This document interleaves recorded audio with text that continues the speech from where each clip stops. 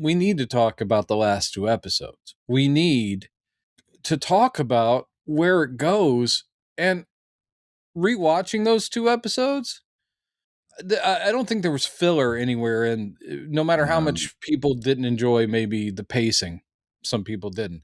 I was fine with the pacing, but there's no fat on Pluribus's bones, and those last 2 episodes are so good. Mm-hmm. They're so good that I don't have anything else to say. I don't have any. Yeah, this will be a short one. Thank you for listening, everybody. Especially that last episode. I've noticed that when I was watching other people's reviews, they'll note, the craftsmanship of Gilligan and his team coming through, the kind of the Breaking Bad, Better Call Saul kind of aesthetic showing through, occasionally, because it's so the show is still so different from those other 2 shows. But that episode where she pulls a shotgun out to stop Manusos from experimenting on the joint, and then later we find out that she temporarily locked him in her car trunk to keep him away from Zosha. I was like, that is so Breaking Bad. The way that scene unfolded, and we don't find out how it unfolded until a couple scenes later, because they cut forward. Well, again, so cool. And Gilligan actually didn't write either the last 2 episodes. It just means that he, again, has found the people, that fit, because it felt very Vince Gill. And of course, he's in on it. It's not like he left the room and was like, "What'd you guys come up with?" But I'm sure that,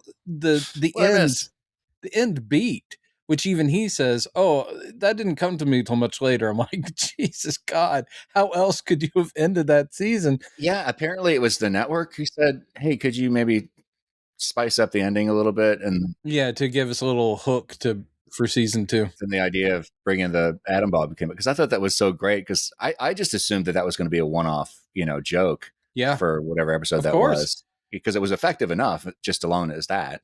Only it's now become Chekhov's atom bomb. Chekhov's atom bomb. It's like you don't introduce it and then not have it pay off. I mean, the only payoff would be it exploding, and God help us if that's what happens. Like season 3, the bomb goes off, and you're like, well, that was just okay. Such a great way to wrap up the season, where they literally, proper use of the word literally, by the way, drop that reference to the bomb, literally the last line of the season. Holy mackerel. Brilliant. And plus, just again, Ray owns this show. Yeah. The reason these 2 episodes were, and here's something I'll say that isn't a spoiler. You guys have seen it. It's not the guy out there honking his horn. He's seen it. Sorry if there's bleed over. You've all seen it if you've watched it. But what I love is the opening bits for both episodes. This is more of that craftsmanship.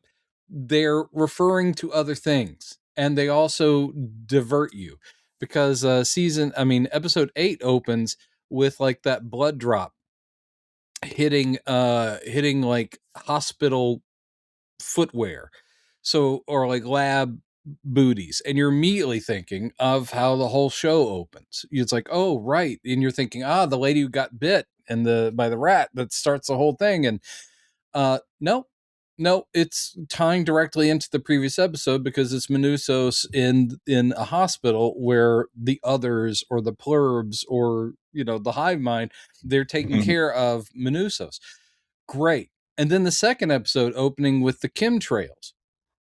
Yeah. And you're sitting there going, well, that's, again, kind of how it starts, or that's how they escalated. And you're thinking, oh, are they dropping stuff? And you're like, no, that's just the jet that's bringing just a plane. Cure or whatever, the linking chemical to the Peruvian girl. And you're like, oh, man, that's brilliant. It's just, it's the level of care, which it's totally one off, but I was reading some modern comic writer saying, is Watchmen really all that great? And the comic, them going, well, it's such a product of its time. And I'm like going, no, I mean, yes, it is a product of its time, but it transcends. And if you read any of the scripts of Alan Moore and the way he wrote, all of those visual callbacks, all that technical structure of how everything was going to appear, including stuff from the background, mirroring something that's going to show up 5 issues later. That kind of just detail work is all I need. And it's just proof that that goes beyond anything that was a, moment in time. People will be, obviously I'm emotional about it. No, people will be examining, Watchmen forever. And I have a feeling that Pluribus will be one of those shows that people mine for just like thought structure, how it is the architecture of the show.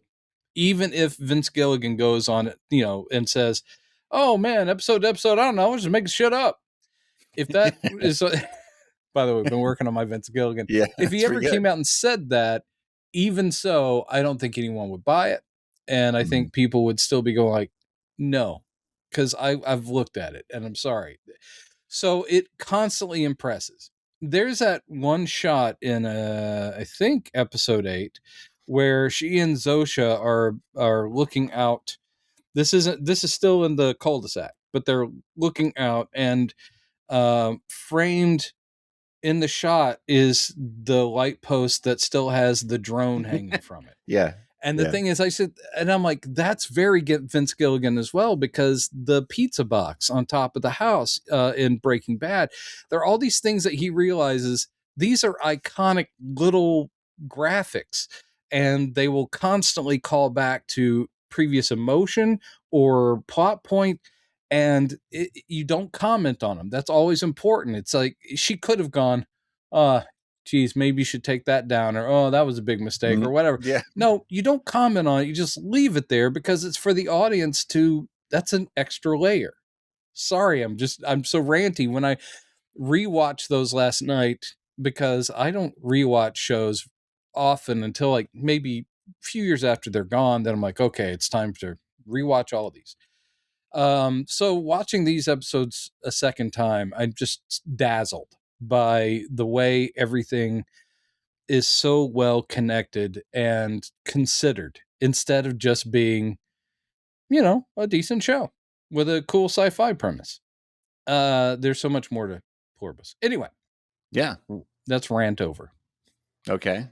Thank you. Yeah, and it's weird to be coming. That's why we rewatched both of these episodes, because it took us so long to do this episode. 2 weeks ago. Yeah.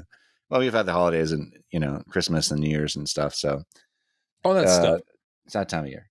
But yeah, so the episode 8 opens kind of the way I predicted. I thought, I didn't really know exactly what was going to happen after this, but I figured he's probably going to wake up in a Panama hospital.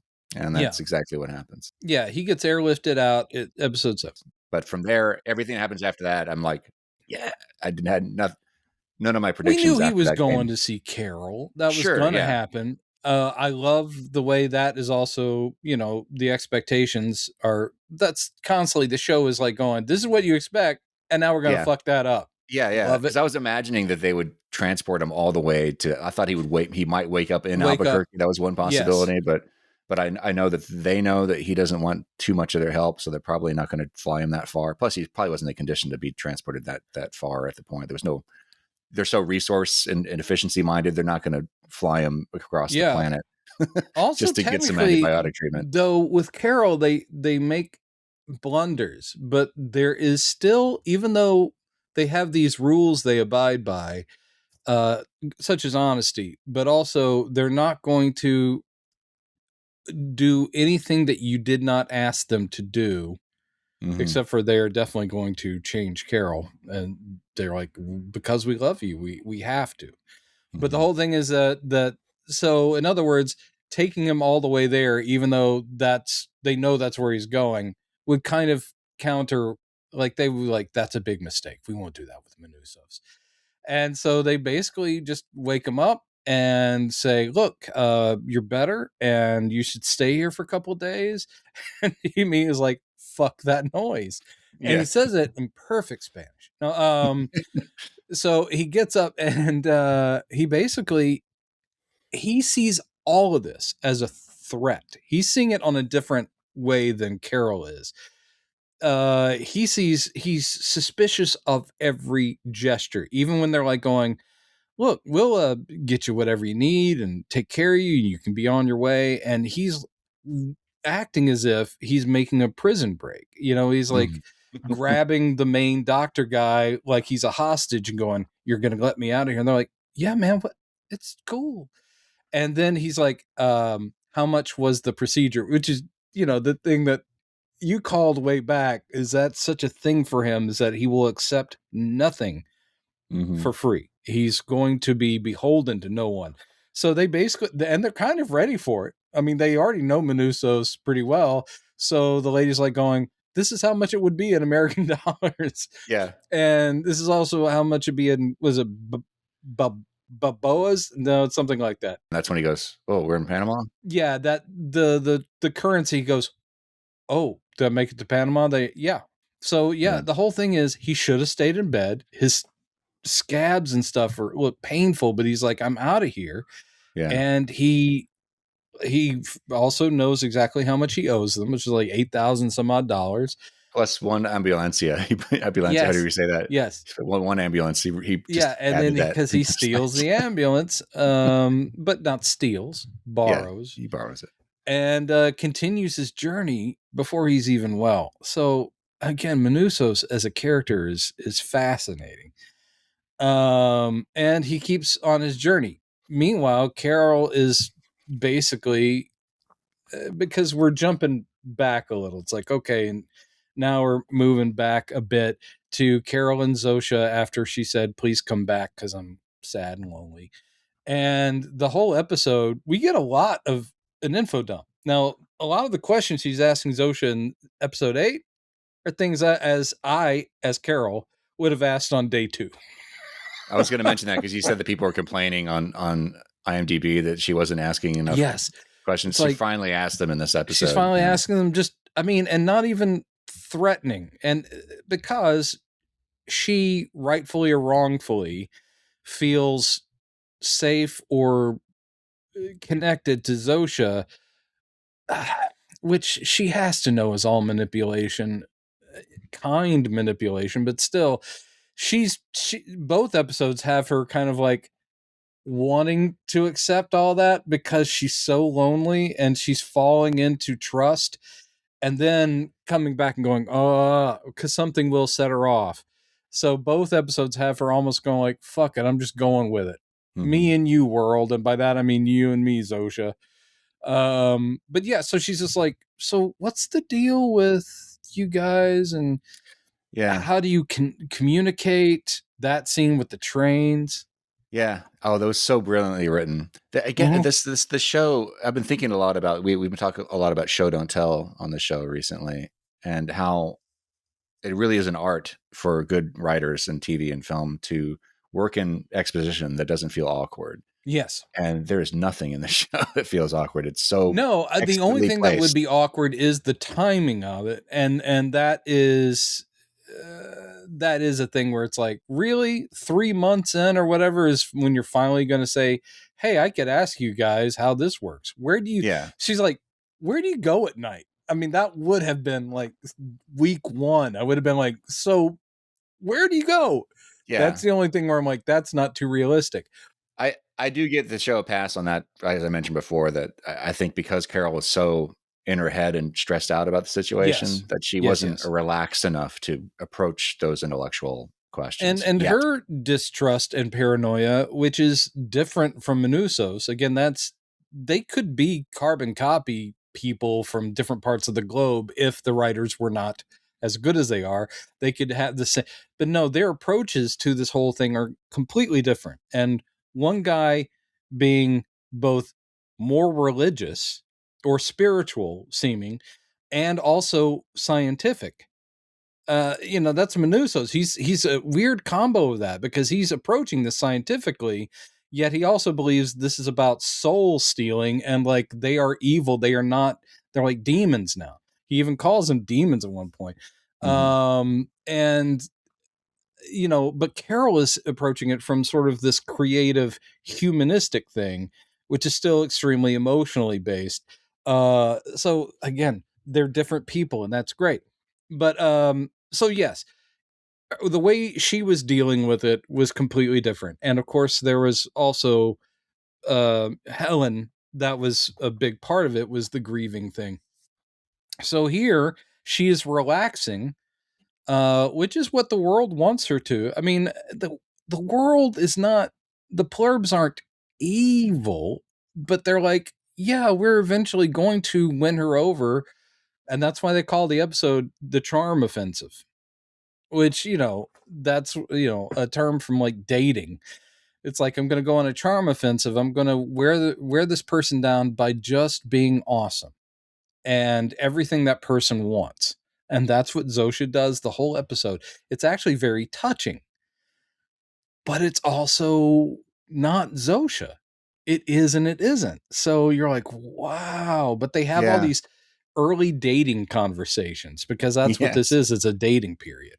Yeah. And yeah, they're just hanging out. It's like, yeah, let's go look at stuff. It's like, wow, they go hiking, and that's where that train thing happens. And the train is just moving around and it not making any noise. Obviously, wouldn't need to, simply because Yeah.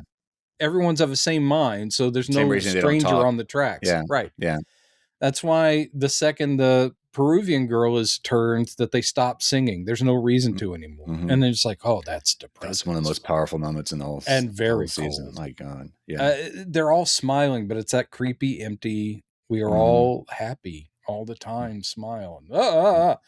Anyway, so yeah, but the whole thing with the train is Carol's, this is sort of manipulation, but Carol's like, wow, yeah, I just have a thing about trains. And Zosha's like, really? I love this part where, like, she goes, well, I have to have told someone at some point in my life that I have a thing about trains. And Zosha goes, no, No. at least no. I mean, maybe no. Nobody They can still access who was Helen's. alive when the joining happened. Yeah. Right.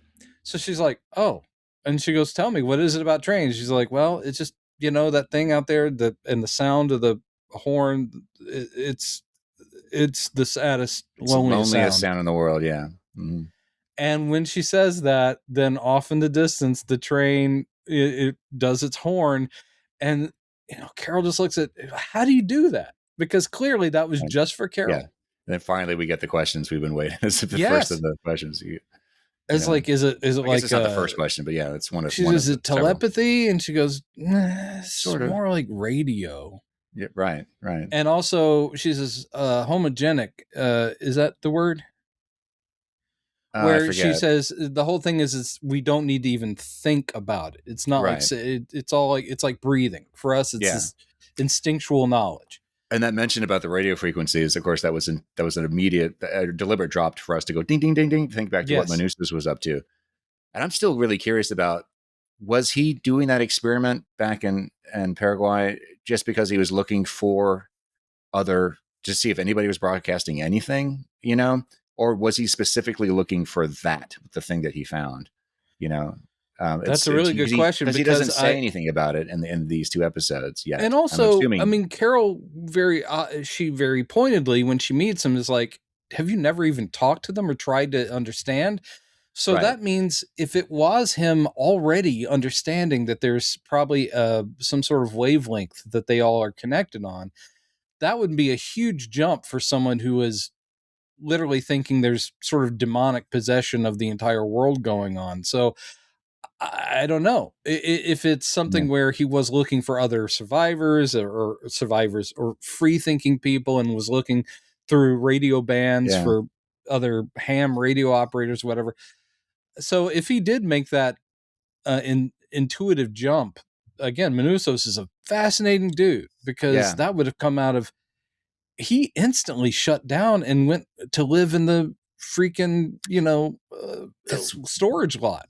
I'm all over the place with this right now, but I really hope that next season we get some flashbacks to what these characters were up to when the joining happened. Like, the first season we get to see Carol. The first episode is what happens to Carol. I'm hoping maybe next season, maybe it's what happened to Manusas or what happened to Kumba that first day when things were dropping. I hope so too. That would be good. And it just informs how they're all reacting to it. And in the case of Kumba, I think that, I mean, he must know it's also coming for him too. I think there but was he thinks he's got it figured out. It's like they can't. And in maybe his case, since he didn't have eggs frozen, he knows that they well, can't. What is that? Oh, are you thinking? Oh, you're thinking naughty. You're yes, thinking naughty. they have his fluids, dude. Yeah, Yes. yeah. They've got abundant amounts of his fluids. But is that something you can get stem cells from? Because I think Well, it has to no, be. not straight. I mean, you can't even get them straight from eggs, from human eggs either. That's what Yeah, and they were Zosha says. That saying, it's like it's going to take some yeah, luck, it's and going to take some luck. And might not and get it. But because they have to guess, because eggs and sperm only have half of a person's DNA, I believe. So it's not the full DNA profile of somebody. So they would have to extrapolate the rest of somebody's DNA strand. Maybe they just add coal. Or tar. Tar. That's right. Sorry, not coal. Tar. Yeah. See, that's how effectively I've kind of scrubbed Superman 3 from my mind. That would be great to have AI write Gus Gorman into this show. No, don't do that. Oh no, I don't want to see an AI Richard Pryor. That would just make me so sad. But yeah, so this is a show where, and we're not really talking scene to scene. We're kind of bouncing off thoughts that these episodes have sprung up, because again, this is a show where you don't just watch it and set it aside. You think about it, and you're thinking about just that world. So Carol's questions are actually working very much for the audience, because they're questions we wanted to know as well. So Carol, and she's trying to get all that stuff still on her whiteboard of like, oh, found something else about this. And I do love that after they have kind of the first, like, we had a really good day. Her and Zosha have this wonderful day where she learns a lot, but it's also kind of sexual tension of like, well, okay, well, I'll see you later. Yeah, okay, fine. That kind of thing. And then she goes in and she has to write, as if to like remind herself, they eat people. Mm-hmm. And it's her way of going, don't get seduced. They're still doing this. Oh, and that also with the train, where she goes, why do you have a train running anyway? What do you? And then Zosha takes a beat because she knows how this is. She goes, distribution of food. Yeah. And it's like, I mentioned there's dead bodies on the train. Yeah. So I love that. I love the way the world threw Zosha. And by the way, Catalina, is that her name? Carolina. Yeah. Of course, Ray Seahorn she's the main character. She's amazing. But this lady, who I've never seen in anything before, or if I have, she wasn't a huge part. What a great job, because she is a person, but she's also having to do that thing of, I cannot lie, but I'm also gauging how this is going to impact her. And there is a seduction going on, but it's not Zosha. It is the entire world. Mm-hmm. And it works, by the way. Just saying. Yeah. As I texted you, Carol fucks the world. She does. Talking about Carolina's Wydra, or I'm not sure how to pronounce her last name. It's W-Y yes. D-R-A. But when Carol's having a meltdown, it's like, you guys are manipulating me because of what happens at the diner that they rebuild, which we haven't talked about that scene yet. And she's kind of having a meltdown. Like, I guess I'm gonna have to, even if you guys leave me again, I can't give up trying to fix this.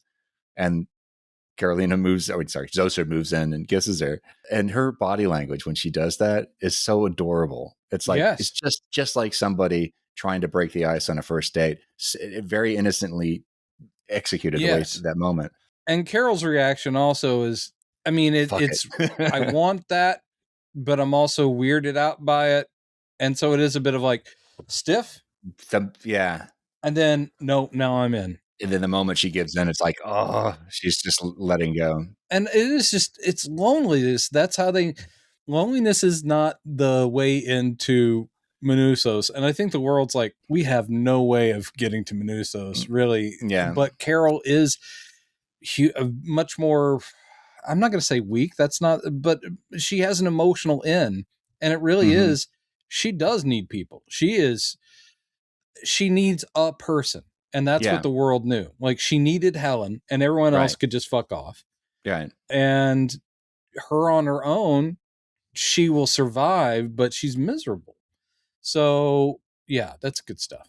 I was going to say earlier, and I was going to bring this up later, but I might as well say it now. No, it's okay. You're in a safe space. There's no one's listening except for the PSAPs. Right. There's a genuineness to both of their characters. And I know a lot of people, and they're analyzing the show, that think, oh, the Hive is, they're really evil, or they're really just, and they are manipulating her, obviously, but their intentions from their perspective are pure. They're still trying to give her things that she needs and wants. They're still trying to make her happy. Yeah. But their so-called biological imperative to bring her into the joining, that it's the way I look at it is like, it's like the instincts of an animal, animals who have to hunt and it's not like they have anything against the creatures that they're hunting. That's just what they do. They have their imperative. This is just what the virus or the Hive does, is it has to assimilate everybody. The thing is, especially in episode 9, when Carol is actually, thanks to Manusos, Carol's like, fuck it. You know what? I'm done with that. I'm going to go with Zosha. And he says, it's like, do you want to save the world or get the girl? And it's like, oh, it's on the nose, but it's still well done. And she takes off, and she has like the best vacation ever, because she's also kind of convincing herself that I am connecting to one. I'm connecting to Zosha, and she's even kind of gotten Zosha used to saying I, and accessing Zosha memories from time to time as a way of saying, no, I want to be with Zosha, not the world.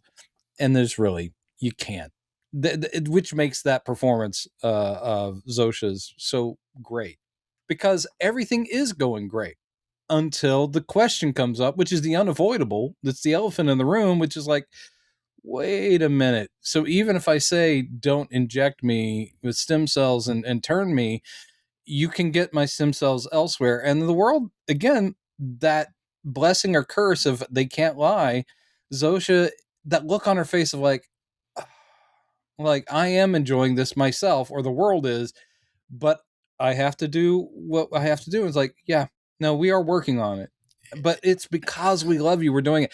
And it's such the great like wall drop, which of course is what leads to the end. It's like where Carol can't even make believe anymore that this is her and another person having a love affair, is that she has to go, wow, no matter how close we get, or I believe we're getting, you will still, because you are part of everything else, 7 billion souls, you're trying to turn me. And that, we won't have dates like this anymore, because the world doesn't need to date itself. Right. And that's the thing that makes that opening with the Peruvian girl so eerie, is that the world is catering to her as well. And she has pets, or, livestock. She has that little goat that is like her friend. And the second she changes, she looks extremely happy. Yeah. She's like, oh, it's great, because obviously we're all one now. And then she opens the gate, and the goat, man, it's like, what it's a sad shot. Yeah. The goat chases after her, like, wait, where are you? And she won't pay attention to it anymore. She doesn't need to. She's now just part of that. They won't sing anymore, because the singing was for her as an outsider, to make her feel comfortable. The entire village was for her. Everything they were doing was all just... They will create no more, which is why they get so excited that Carol's going to write new chapters. Yeah. Because the entire world is no longer creative. There's no new content. And so that's very genuine, where she's like going, it is. We are so excited. Even if it's a crappy fantasy novel, that is what you do. It'll be the first new, like, we just need something new to read. Yeah. And that's what I mean about the genuineness, is that that scene where Zosha is, they're talking about the new chapter she's written, or the first chapter, this new novel she's written, and she's excited. It's like, that wasn't acting. That's the whole world going, cool, Yeah. And also when they start, their intimate relationship, that's also real from their perspective. She says, she tries to relate that to Carol's, like, it reminded me of that scene in Her, which I haven't seen. Joaquin Phoenix. I know it was. Oh, you should. It's really so great. Good. and it's very way ahead of its time, by the way. But Scarlett Johansson plays an AI Yeah, the in that AI. film, and they've had this romantic relationship, and the film very much drives home that it is real for both people, you know. But at some point in the story, I'm going to spoil this a little bit for you, that because She gets a factory reset. no, well, kind of, but no, she maintains her identity, but she leaves. But I really don't want to spoil this for you, but I have to say this. But in relating how different she is as an entity from him, she's capable of loving, you know, hundreds, thousands of Oh, other absolutely. people at the Yes. same time. It's kind of similar to the scene where Zosha accidentally drops that, oh, it's only gonna get better from here. And Carol's like, what? Yeah, It's yeah. a scene like that where she says like, and he's like, wait a minute, how many other people are you in a relationship with? And she doesn't want to answer him. And she finally does. And he's just struck. It's like, oh my God. Because Yeah. what it feels like everything has been an illusion to him, even though for her, it's still genuine. You know, Yeah. it's this, that's just how they are. Anyway. Right. It's almost like a bandwidth issue, and the idea that it's, I mean, and yes, we're living in this burgeoning age where we all have our own relationships with Alexa or Siri or whoever, and you know, there are things I've asked or said to to Alexa that are only going to come from me because I'm this brain, but that's still the same database. So not that it's romantic relationship, it just means that yeah, it's still the same mind, but it has endless ways of connecting to other people, so it is specialized. And then you sit there going, but it is still a mechanical process, and that is very worth thinking about. I think that, like I was saying before, with Severance and this show both being so impactful, for one thing, both brilliantly done, but we're getting to interesting part of the creative mind, the zeitgeist, where so many projects are coming out dealing with what the implications are of work mind, home mind, AI, and relationships, and the isolating nature where we go, wow, we've never thought about it person to person, but there's a version of me in your head that no one will ever know, and there's a version of you in my head that no one will ever know except for me, and it's not shared, and yet that is the purpose of the connectivity of AI, is to make it all shared, and then you become less specific. The idea of becoming part of a hive mind is creepy as fuck, because it is our individual faults and strengths and all that stuff that make us who we are. And the idea of just becoming part of a pool, even if it's really happy. Oh, I'm going to get spiritual for half a second, or sort of spiritual. Sorry, I should warn you. No. A lot of people who get very sort of pantheistic, or not even theistic, or just sort of broadly spiritual, the idea of there being an oversoul, the idea that that is what death is that the thing that we are uniquely, our mind, our consciousness, leaves the body. And a lot of people believe the whole thing is it just gets fed back into the oversoul, which is all souls as one. And some people say that's God, is that it is the collection of all consciousness for all time, and that the thing that is specific to you just gets fed into it.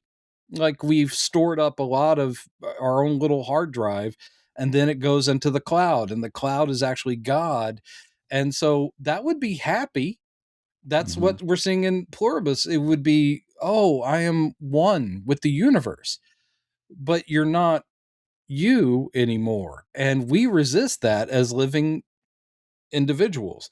So that's odd that this is basically Carol is fighting God. And that is very heavy and awesome. And she does basically say that. And that's the thing you said before, where she goes, even if you leave me again. It's like, here's the thing. I have no choice for me but to resist. It's a rebellious thing of like, I have no other option but try to tear you guys apart, which is tearing you away from oneness and happiness and joy and efficiency and all that stuff. She's like, because you're not you, you're all, and you are better off being you. It's like, wow, man, it's heavy. There's that great in that same scene where right before Zosha kisses her, she says again, genuineness coming from Carol's character. She's like, I like you people. Yeah. You know, I like the joined. You know, there's just a lot of things about you that I like. Yeah, she says, for you real. guys are.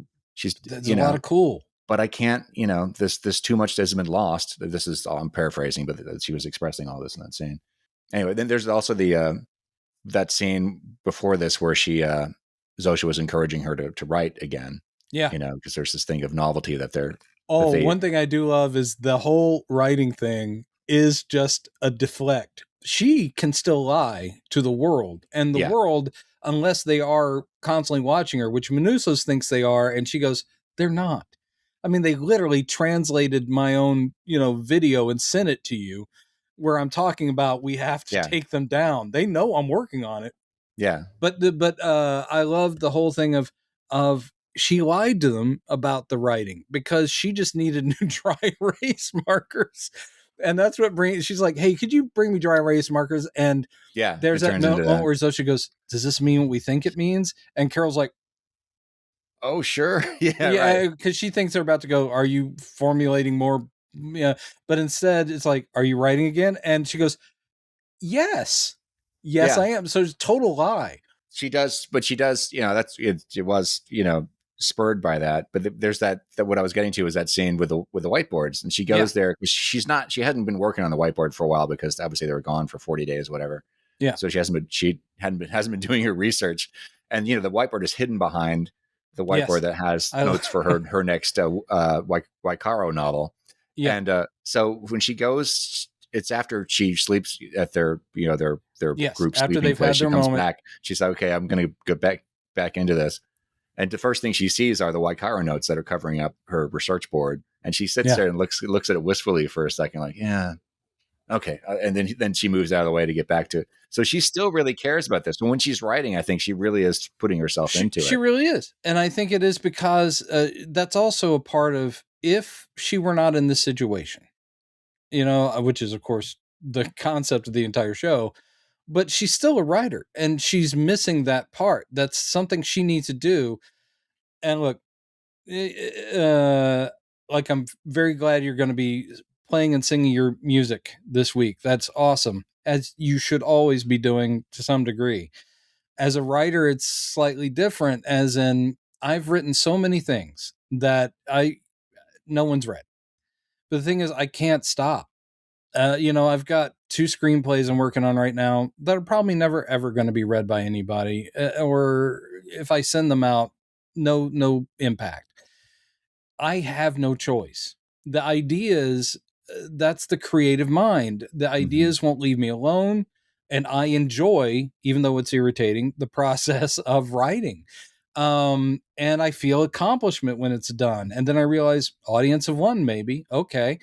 But there's no choice in it. So I loved that, where she's relaxed enough because she's gotten to this point. And Zosha, the world, genuinely is looking forward to new content. I mean, she says all the writers that are in her head, they're not creating, but you can access the memories of how they created. So in other words, she's like, yeah, I've got genius writers in my head, but nothing new is coming out because it never will.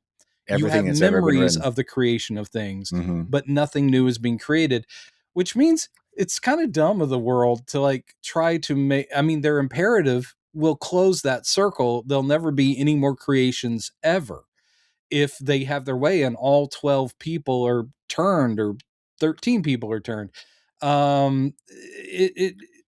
It's a ticking time bomb. Like, oh, good, new stuff. And the second it goes away, they'll still be happy and joyous, but there won't be anything new. Yeah. And of course they'll be beaming the signal to another world. I love the bit, by the way, with the telescope. Did you start looking up the stars or that they're mentioning, going, oh, that's no, but I was glad they finally dug into that a little bit more. Where she says, we don't know much about the planet it came from. It's probably a planet with all water, but we're never really going to know what And she they goes, look who like. are they? It's like, we'll probably never know.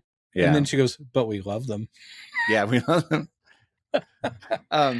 What really strikes me as interesting about their fascination with the newness of, which is also paralleled, by the way. Just quick side note: Kumba witnesses Carol making the sandwich out of the breakfast stuff that he's made. Yeah.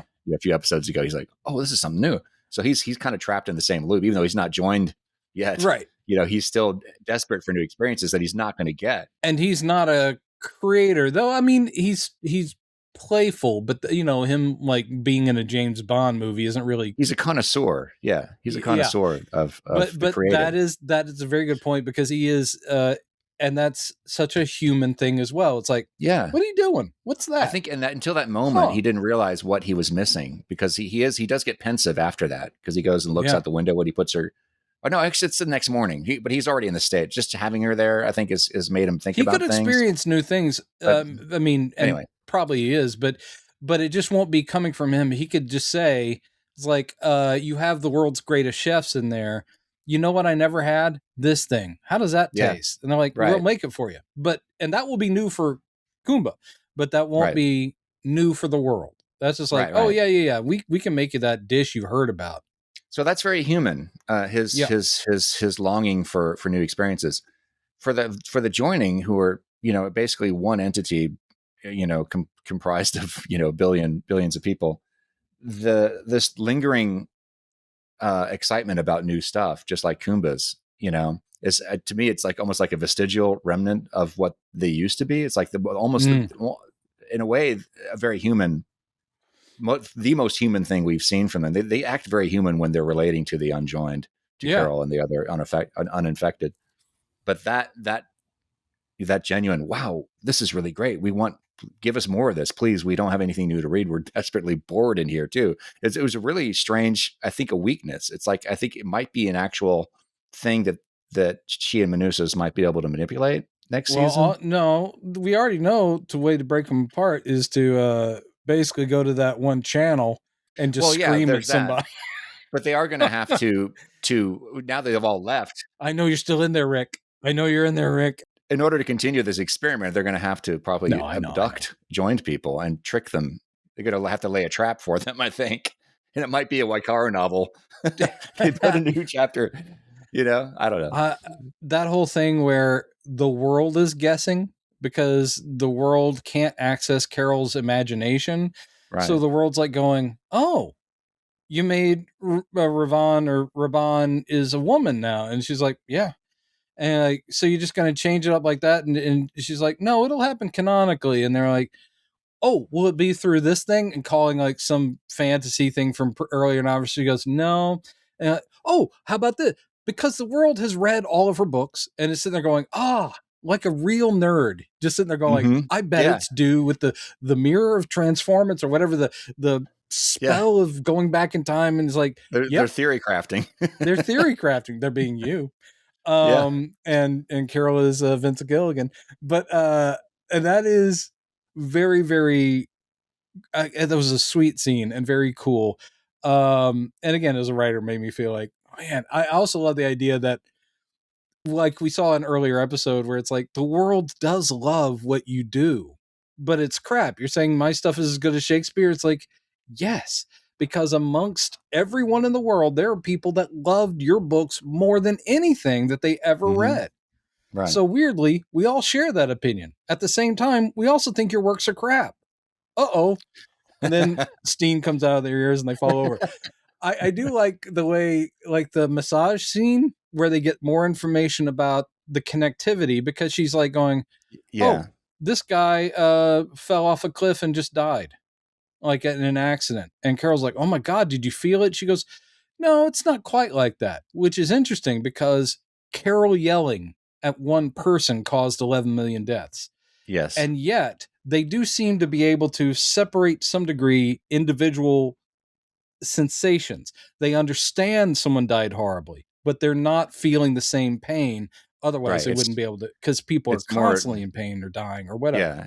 Right. So it is interesting. She goes, I am enjoying this massage. And Carol goes, but it's you giving yourself a massage. She's like, technically, yeah, but still you can isolate this entity, and this entity is enjoying what's happening to the back or whatever. And so it is fascinating, the idea of we are all one, but there is some cellular division. And it's also kind of true of like when they show them bedding down. And by the way, I'm like, that is maybe like 100 people.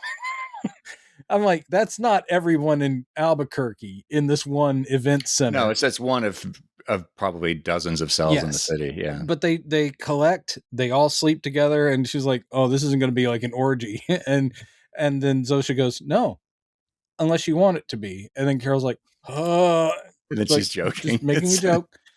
But yeah, that whole thing of like, oh, they show one guy helping an older woman to lie down. And I'm like, that they're so aware. It's like that individual, that form has stiffness or is just not as, because they're elderly or whatever. So I'm helping myself down for the night, but I don't experience the same stiffness. It is trippy. Yeah. And the thing with the dog too. Bear Jordan. They like, Bear Jordan. That name's stuck with it. Just because the dog wouldn't leave its owner, that's the only reason it's there. But they're not. I mean, are they taking care of it? Yeah, I think so. They must be. That's the thing is like, but they're not feeding. They set all these animals free, and if it wants to hang around, but they have no obligation since it's not their species. She did say like, no, we don't have pets, but when the pet refuses to leave its owner, then we take care of it. I think is what she says. So with the goat, with Kusumayu in the next episode, the goat. Man, you just remember the names. You remember them. I saw some other reviewers say that the goat gives up too quickly. He runs a little bit. It's like, meh. Oh well, fuck it. I think no, it's for emotion's sake, because it's basically going, where are you going? Yeah. And meanwhile, she's just walking off smiling. And we may find out next season that maybe the goat did maybe the goat did keep following her. It was just cut. I don't know. But that was such a, obviously the whole point of that, jumping ahead again, the whole point of that scene was to show. We're not breaking the episodes down. We've bounced between both. Like you said, when as soon as the need for all that, it all just shuts down. The charade of keeping the village, it just everything turned off. What's really creepy is, again, in their going, she's the one person in the village, right, who is still free-minded. They are catering to her just like Zosha caters to Carol, and everyone has their, and they are continuing their customs seemingly for her, only for her. It's not just creativity. I mean, that's where I'm very focused, but at the same time, culture goes away too. Yeah, it's just about that. Yeah, that provide really the food, the sustenance, do your part to make everything efficient, and if you are part of the team building the antenna, the whole thing is they don't have any other goal other than to be of one and sustain themselves and move the signal on. That is all their goal. And so, yes, culture goes away. I'm sitting there going, how do they even choose their outfits in the morning? It's like, one guy walks out of the tent and he's got like a cool hat on. And I'm like going, why are you wearing that hat?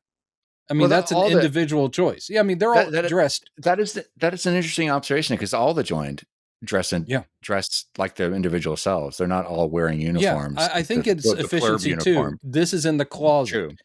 True. And maybe this unit is chilly, feels more of a chill. So I'm going to cover my ears with this hat or whatever. Because there is the DHL surgeon. He's still wearing his DHL exactly. outfit, they because show up and they don't need different clothes for because they're all of one. There's no need to differentiate. But that's what struck me is the second she inhales the gas and they're singing a calming song of their people. And then she wakes up, and then they douse the fire. They stop singing. It just becomes like, we are all now one onto our jobs. Yeah. And one of those jobs is free the animals. There's absolutely no reason to keep them. And we're not going to kill them for food. So free them. Yeah. It's like, good luck, chicken. Maybe the chicken starves because it's not being fed anymore, and then dies. And then they go, oh, we could eat that chicken. Except for they're not going to. Right. Yeah, it was just so heart wrenching. Not only everything that happened once she started seizing and they stopped, pretending to be a culture. I like the They way were in the they've midst of got their singing that hand song. behind their head, like they're all prepared. They know that, well, like Helen, some people fell and died, so they're prepared for her to seize up, fall down. They've got like a blanket Yeah, it's laid out. all like a ritual. Mm-hmm. But that when they stop singing, it's heart wrenching because that is the last time, unless things happen, things change next season. It's the last time that folk song will ever be sung. It's the Yeah, last time that this culture will ever be a culture. it could be accessed, and if Carol said, what would they have sung to that woman in Peru? Zosha could sing it, Sure. but they have no impetus to sing. There's no reason for singing. Right. And that's the thing, is it was already gone before, It's crazy. It's already dead. We should, because we've already gone a while, but we should talk about we definitely need to talk about episode 9, because Manusos and Yes. Carol, they don't get along. No. And Manusos is kind of a dick. They're both dicks, They are. basically. They're both irascible people. But Carol's expectations are different. And plus, a great sort of like, Zosha has 2 great moments in both episodes of connecting to the hive mind. And one is the thing where she's kind of smiling and then she just goes, "You're about to have company." and that whole thing. And then they're watching like satellite. It's true. Minosos is right. They have eyes in the sky. She's literally watching Minosos drive to her, and he'll be here in 2 hours. And then her going, "Why is he in an ambulance?" And Zosha's like, "It's a long story." But Manuso shows up, and Carol's, curious. She's like, "Well, okay. Clearly he has something he wants to talk about." And Zosha tells her he has seen your video, right? Yeah. But anyway, so he shows up, and Carol's just like, "I've made some lemonade. Come on in. Let's have a chat." And Manusos says his line, that he's been practicing. Mm-hmm. And I like the fact that they go back and forth between Manusos has learned enough English that he can kind of continue some conversation. And Carol has some very limited Spanish, but actually more than me, and she's able to do some back and forth. And they also are using the translation app on her phone. So all that stuff is in place, which makes the flow of conversation pretty fascinating. And they're culturally very different. Manusos is in this headspace of deep paranoia. And literally, even showing up at Carol's house, he's got the machete on his hip. And the whole thing of Carol going, "Yeah, you can come into my house, mi casa, but yeah, leave that. I'm not dangerous. It's all safe in here. You don't need a machete." And Manusos is kind of like, he thinks about it. You're like, yeah, he hesitates. I mean, again, it'd be more like, "Oh shit, do I still have this?" No. And then he takes it out of the sheath and still puts it inside the cab.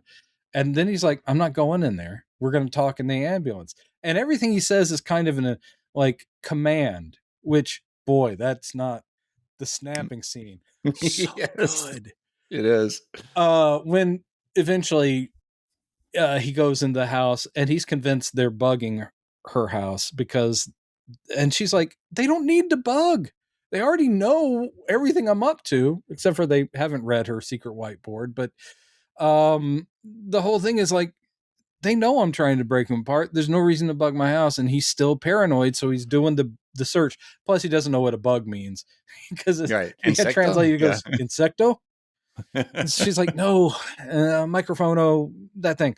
But, and while he's searching, he wants her phone, needs her phone. And he's like, does that snap at her. That scene is so great. Racing Horn is like, yeah, "I don't respond to snap." I don't She's like speak going, snap. "I don't do this. I don't speak snap." Yeah. And he's like, and then he goes over, and it's so patronizing where he's like going, "Please, Carol Sturka, may I have your phone, please?" And it's just, they are not buddies. There's a gradual softening that happins between them throughout the episode, even after Sort the of. The incident with the experiment, rifle.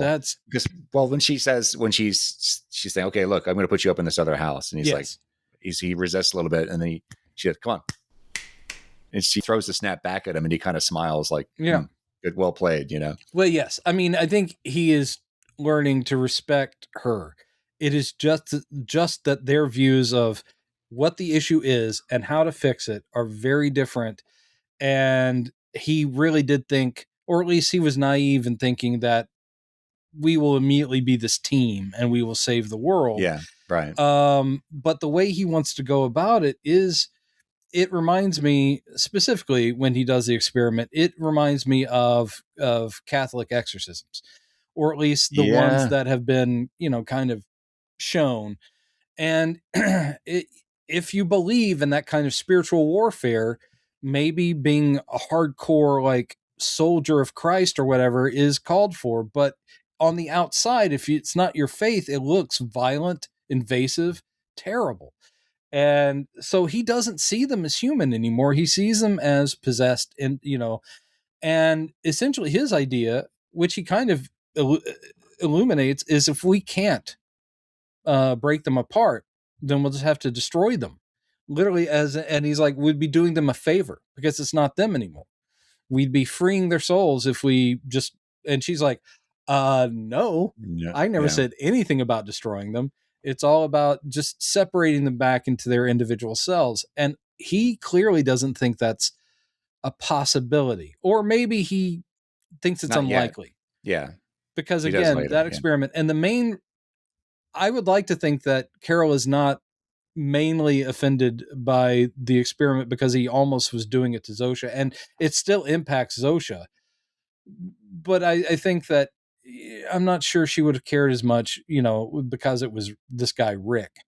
But still, it's a man essentially driving one of the entities to near death, and that's hardcore. And that was also the other great Zosha moment where she goes, I don't want you to freak out. Something's about to happen. And she's already preparing. And they know because, again, they're all connected. And Minusos had told Rick, this is what I'm about to do to you. Yeah. And because she goes, he did say this is what he was going to be doing. It's so... yeah. I was going to say that I think obviously Minusos is hoping that there's a chance that he can turn them, because that's the whole thing. Yeah, I do think he's already put two and two together with the signal. Is that the signal has something to do with this? He already had that thought in his head. There's that moment. It was really interesting, and I'm still kind of had to watch this when I was paying close attention to the scene the second time I watched it, when Zosha lies down and suddenly Carol realizes what happened, and she rushes over and sees that this other guy another car out on the in front. couch. Yeah, and what are you doing? And she yells at Minusos, and then he has a thought. He goes, "Oh shit! Wait a minute!" And he runs out to the ambulance to get his journal of the frequencies and this little radio that he has with him. And because he just had this thought now as he's doing this, he runs out, gets that stuff. He finds the frequency, turns to it on his radio, and it's not the same signal he had before. No, it's more it noise. Is a different signal. Yeah. And then I thought they didn't quite highlight this good enough in the scene. He goes back and he's listening to the scene. He's watching Rick. Rick starts coming to, and the original signal starts coming back. The rhythmic thing that he heard. And then he goes, he's going to restart it. Right as he's coming back, he screams at him again. And the noise, the signal changes back to the noise. So that was very subtle. They didn't really highlight it very strongly in the scene, By the way, but anyway. The whole thing, oh my God. When she goes back to make sure Zosha's all right, and the phone rings, and Zosha goes, do you want to know who that is? And she goes, oh no, I know who it is. And she picks it up and she goes, yeah, yeah, well, fuck you too. What's her name? Lakshmi. She actually said, it wasn't me this time. Yeah, it wasn't me this time. Yeah, well, fuck you, Lakshmi, and hangs up. Yeah. So screw you too. I love that she's just constantly getting calls from the one free thinking mother of the young boy. I just love that. And just like, Carol, did you yell at them again? So yeah, Minusos does this really interesting thing, getting back to when that second time he screams at Rick. when he decides he's going to try to talk to him to get through to him as he's seizing, he takes the radio, which is playing the noisy version of the signal, the scrambled signal that screaming at them triggers. He puts it on Rick's chest and puts his hand on it, which is I was like, what is he trying? I was like, why did he do that? Is he thinking it's creating a feedback loop to keep them in a seize state? Ooh, interesting. I don't know why else he would do that. But again, I think that's showing, not telling, and we're not supposed to understand that yet. Exactly. Season 2 will perhaps. Right. I mean, Manusso's at some point, because it ends with this episode. Next season, I'm sure Manusso's will go, this is what I've discovered. They will have a meeting of the minds about like her whiteboard and what he's discovered. And they're, I mean, I don't think Manusso's knows anything about a giant antenna or sending a signal out to another planet. Like Carol says, he hasn't talked to them. Well, yeah, he learns everything from Zosha. And that overnight. Yeah, that's true. Yeah, that's true. Yeah. And she goes, how much did he ask you? Or what? How much did you? And he goes, Toto. And she goes, I know what Toto means.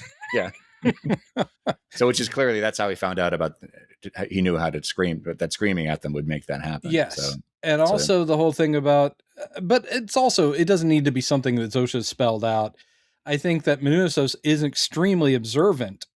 Yes. So yeah, when he gets the dig in, he knows it's like, oh, and plus Carol had already mentioned having a wife, and Manussos also clocked the grave, though whether he doesn't now, I'm sure he does know whose grave that is and what that was all about. But Carol does talk about her wife, so talks about Helen. So that whole thing about, you do want to save the world or get the girl, he's already like going, look, I know you've got an emotional entanglement with this demon woman. This is where I was saying that there was a genuineness and a softening in him, like the compassion for her, because when he says that, he kind of walks up to her slow, and you can see that he gets it. He's like, hey, Carlos Turca, ¿quiere salvar el mundo o quiere salvar a su chica?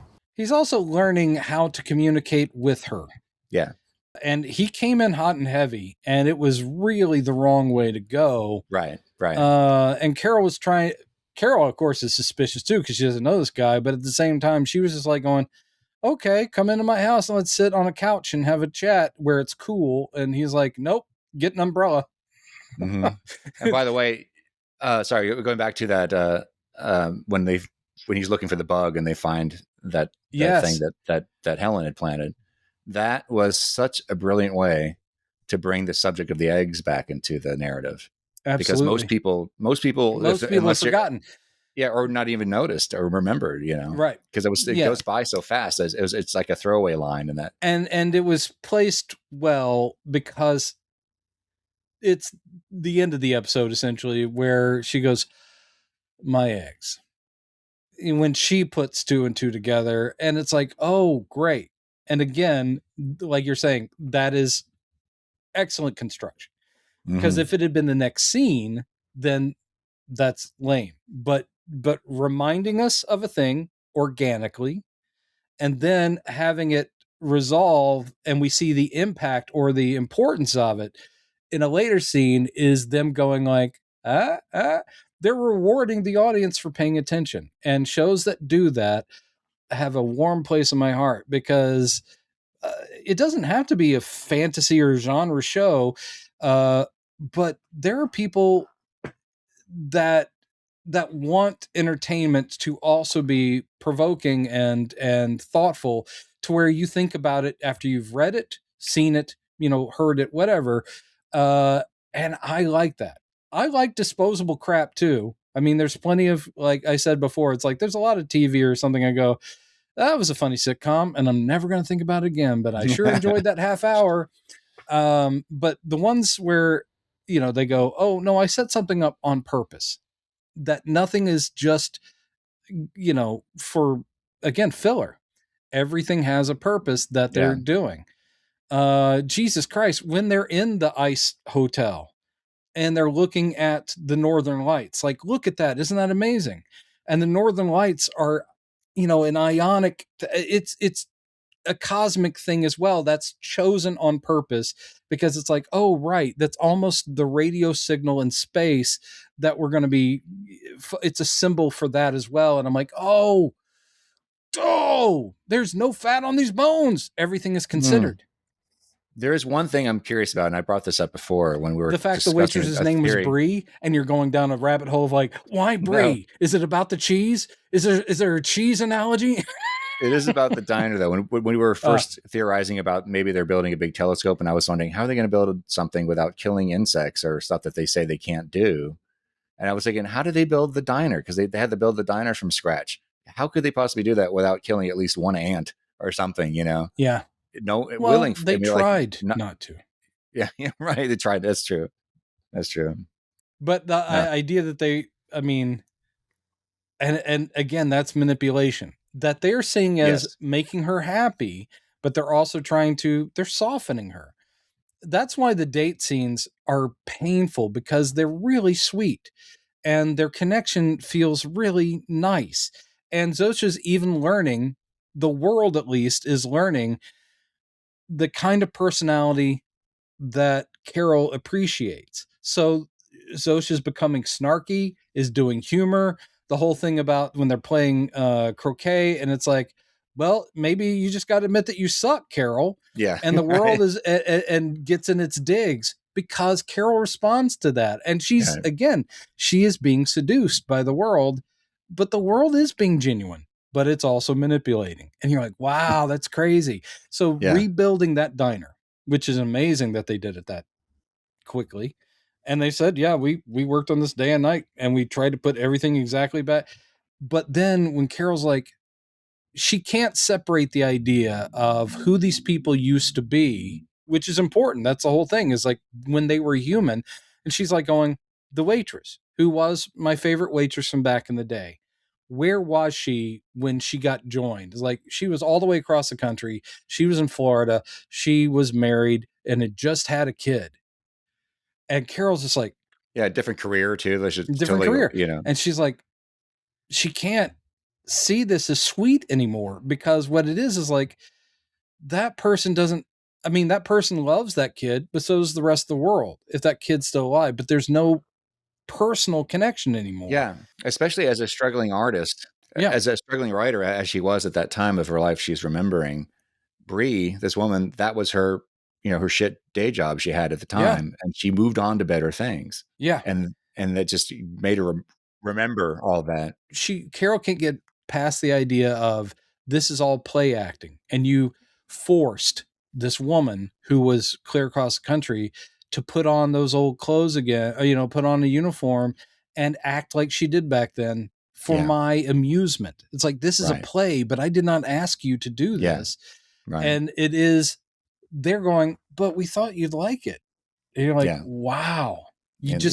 They read Carol right sometimes, but they always overstep to some point where she then reels back going, none of this is real. This is all performative. Again, it's this weird juxtaposition of genuineness and just gruesomeness. Like, very thin line between the two. What we've said this from the beginning when we started talking about Pluribus, the thing of a benign alien invasion story. I mean, we've had them before kind of, but the heavy allegory of like V back in the day of like, they show up as our friends, or Mars Attacks, which takes that to the big satirical level where they're going, we are your friends, don't run away, while they're blasting you, melting your brains.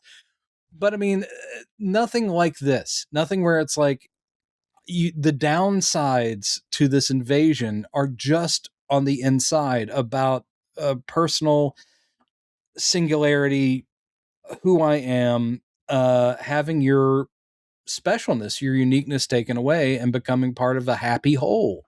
And then you're going, well, I don't want to be them. I want to be me, as miserable as I am. I want to be me until I'm dead. And then whatever happens after then, if my soul goes on and becomes part of the oversoul and I'm one with the universe, well, okay. But for now, let me continue making mistakes and being a jerk and farting. Do you think that they fart? I mean, they do. They have to. Yeah, it's a natural function. But their diets have all changed. Is everyone getting very healthy? We I still imagine they see probably- big dudes. yeah. We still see big Yeah. dudes and ladies walking around. And like, it's only been like 3 months. Right. But eventually everyone's going to be, I think, either fit or extremely malnourished because food's going to run out. Right. Mm. Well, it's going to take 10 years, they said, before that's an issue. Yeah, but still. Yeah. These are the things is that, could talk about this thing endlessly.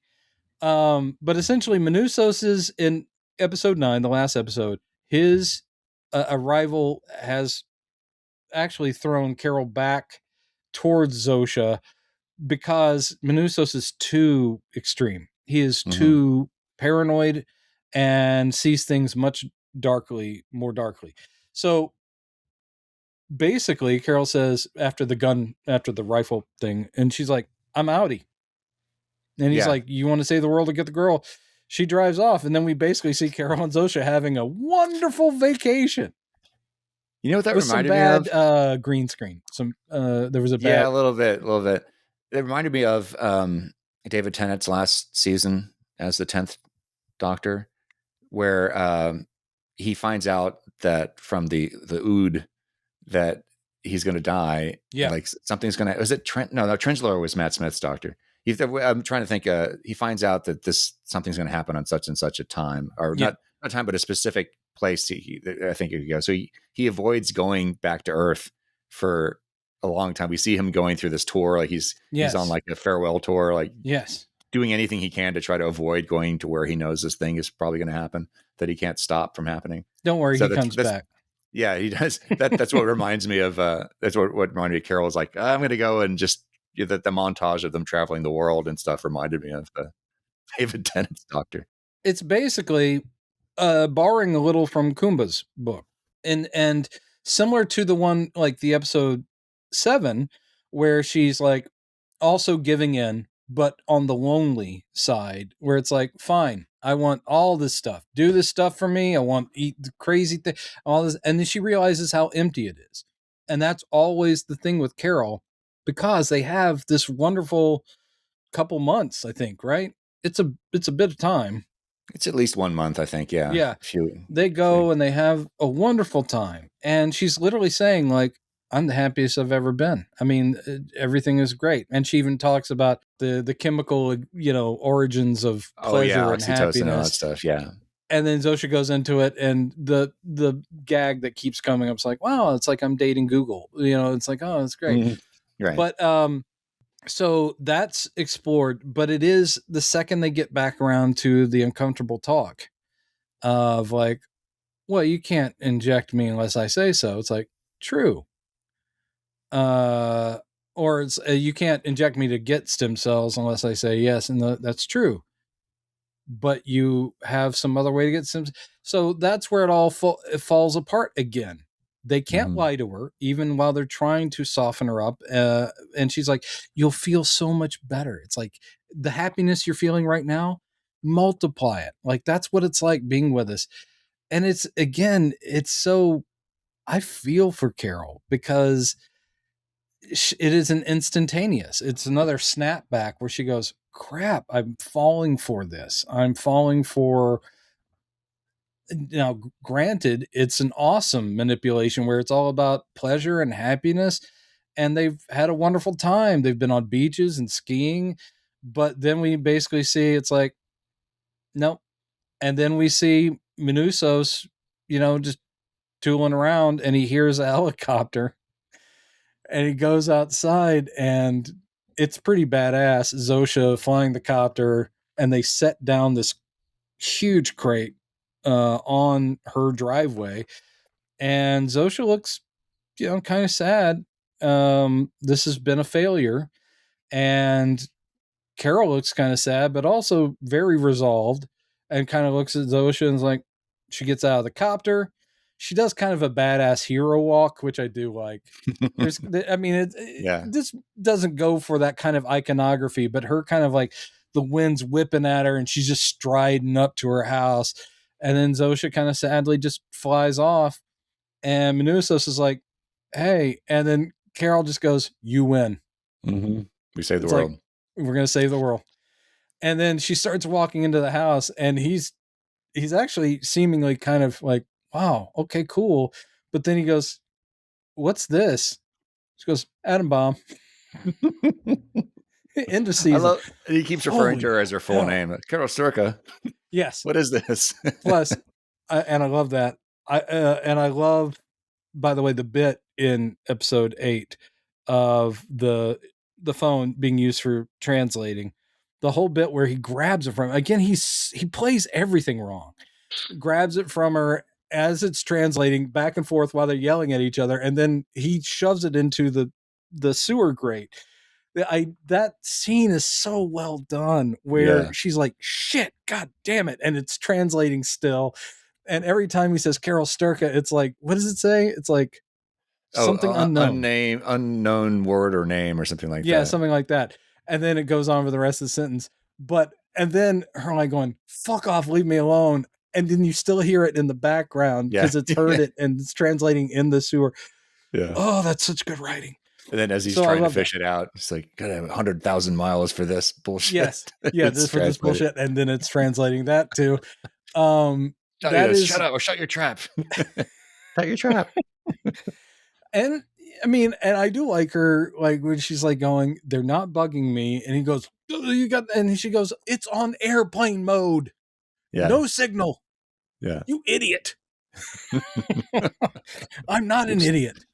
God. So 9 episodes is a weird episode. I mean, it's weird episode count, but yeah, I got no complaints. They did that with Severance too, didn't they? Wasn't it 9 episodes? They may have. But anyway, when they're seeing it in a 3-act structure, and it's 3 episodes per act. Act 1, Act 2, Act 2, maybe. Well, it's important to note too that we see what Manusis is up to when he hears a helicopter from her coming back. He's been deep research on radio frequencies and other things like that. So he's doing the homework, trying to figure out how this shit works. So I cannot wait for the first episode of the next season. I hope they don't keep us waiting too long before they have that conversation about here's what I've learned or his work. Yeah, I hope so too. I think obviously, I mean, it'd been very convenient, but also dumb to have those 2 characters immediately bond and go, "Let's get to work."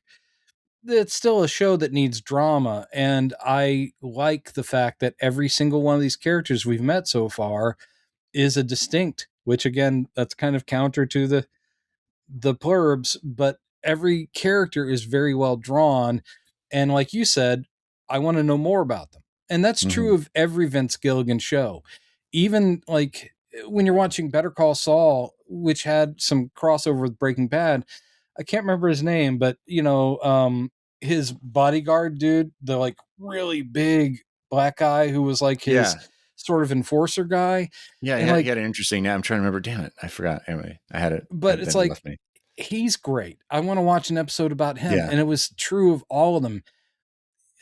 Gilligan's just great about specifics and making a unique world that still is recognizably ours, but there's just a wit to the way he crafts character that I respond to very well. Mr. Gilligan, this is a love letter. You're awesome. And welcome to come on our podcast and chat about your creation. Yeah. Anytime. If you want to bring your buddy James Gunn so we can talk about the DCU, that's cool. You want to get Feige on here so we can talk about these Doomsday trailers that are popping everywhere? Let's do it. But thanks, everybody. We say welcome to 2026. Yeah. We're not going to talk about Pluribus for a while. Somehow you have to get over it. Yeah. But we will probably be talking about upcoming Marvel and DC. Of course, we got Wonder Man coming up pretty quickly, and I'm excited for Wonder Man. It looks good, man. People jump on Marvel about do the same thing over there. No, every project's kind of different. This one's going to be funny, like She-Hulk, and I liked She-Hulk. All right, it kind of the last episode was a little, but still, I loved. Okay, so we will talk Marvel and DC. There's still plenty in the hopper. Coming up. Yeah. And speaking of hopper, I liked Stranger Things season 5. I understand people's problems with it, but I liked it. I haven't seen it yet. And I thought it wrapped up effectively. So anyway, we will talk about other things. Bye, P-Saps. Welcome to the new year. Yes. We'll see you next time. Thanks, y'all. We will. Is this a coping mechanism for something? Dude, everything's a coping mechanism. Me wearing this Otisburg hoodie and my shield hat, this is all a coping mechanism. And it sounds like this.